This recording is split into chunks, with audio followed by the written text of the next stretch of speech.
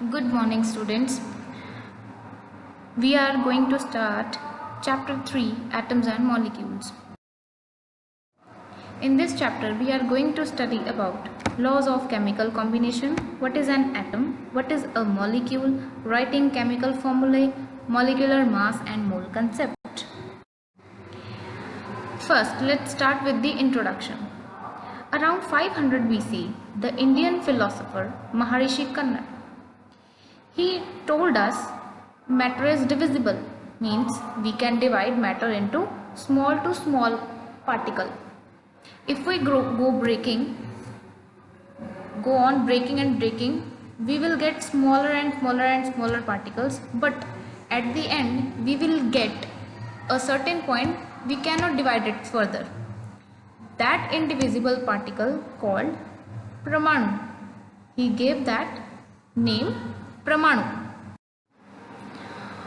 Almost during the same period, ancient Greek philosopher, he also put same idea, and he called that smallest indivisible particle atom.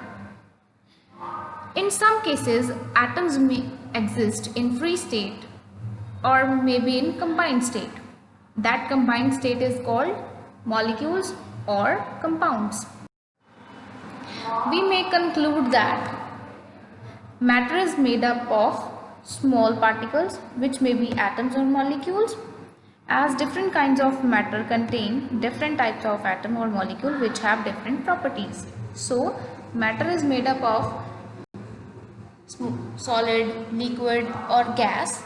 So they all have their different properties.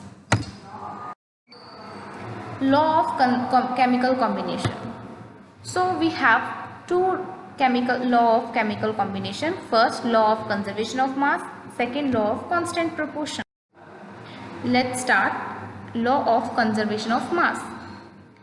Antoine L. Lavoisier gave this theory, and he states that mass can neither be created nor be destroyed in a chemical reaction, but we can change its form. So we know that. Let's take an example. Mass can neither be created nor be destroyed. So we have an example for this.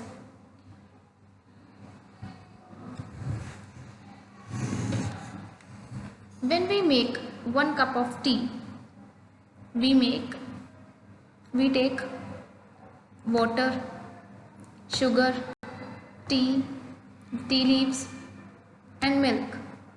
We boil the water, put tea leaves, sugar in that. After boiling, we add milk, and it gives us 1 cup of tea.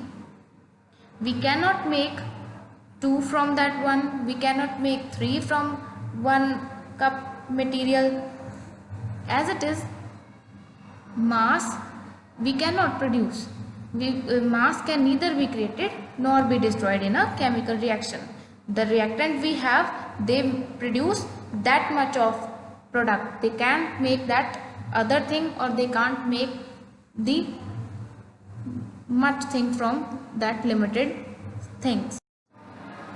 Next, law of constant proportion. Who gave this law? This law was given by Joseph Louis Proust. This law is also known as law of definite proportion, and this law states that a chemical compound always contains exactly the same proportion of elements by mass. In any chemical compound, elements are in the definite proportion by their mass. For example, let's take an example of water.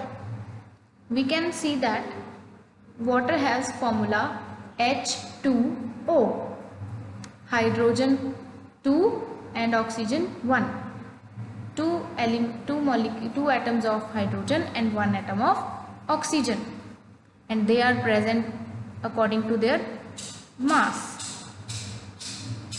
If we add 2 oxygen, it does not remain water, it becomes hydrogen peroxide.